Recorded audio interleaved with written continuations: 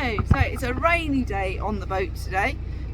So my camera is inside. We've just got back on, having done a couple of locks, 3 maybe, I don't know. I lose count after 2. We did a lot yesterday, and then we moored up outside near a pub and had a nice Sunday lunch, and then on the move again this morning.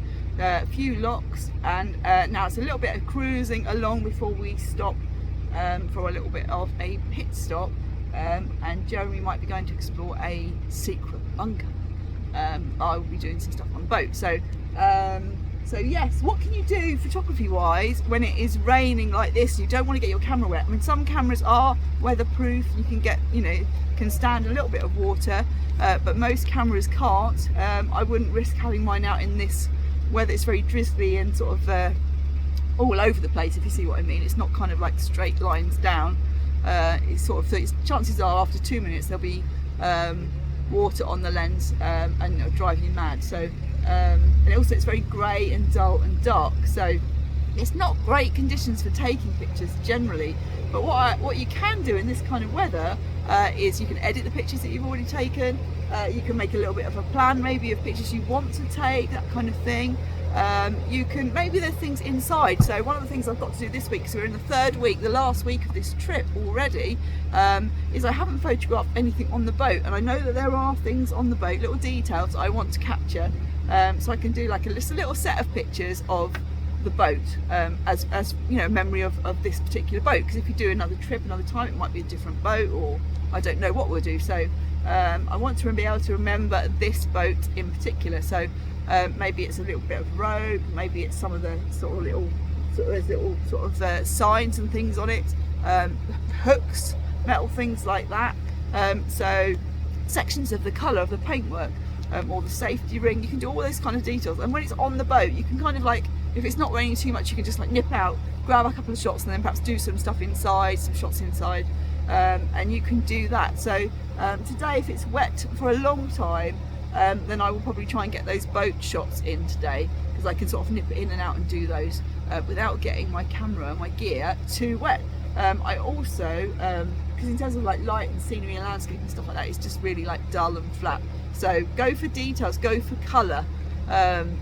If it's not raining too much, then the dogs might like to have they won't mind getting a little bit damp if I try and take some pictures of them, like on the outside little deck, or sort of the foredeck bit, don't know what you call it, of the boat.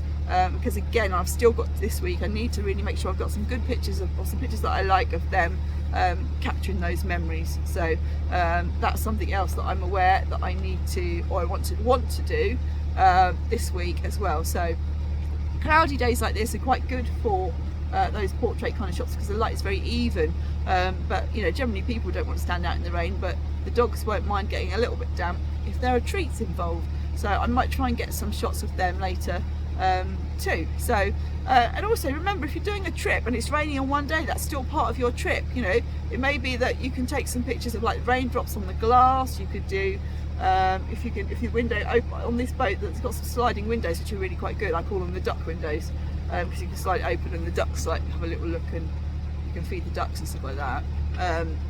But yeah, those windows are quite good. I can slide the window across a little bit and still take pictures, through the window with it open.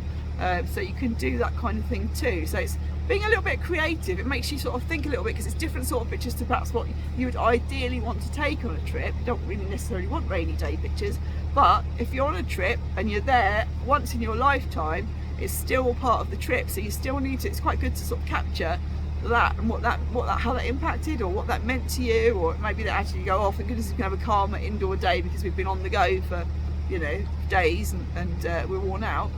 It might be that, and you're capturing those kind of things. You say, well, actually, let's have coffee and cake in the boat, or in the hotel, or in the cottage, wherever you are. So it's capturing those things as well, because they're all part of the trip. Okay, so don't think, oh, it's raining, it's not good conditions for photography, can't take any pictures.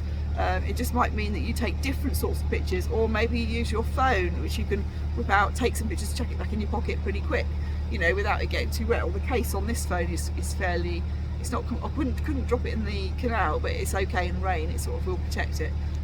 But yeah, so anyway, that gives you something to think about, what you can do in wet weather. Have a little bit of think. Keep that in mind in case it is raining, because you know, if you're in England like I am, usually at least one day of your trip there will be rain, or even just day to day. You know, in your day-to-day photography. You know, what can you do if it's raining all week? You know, and you're itching to get out. So keep those things in mind, and I shall speak to you soon. Bye.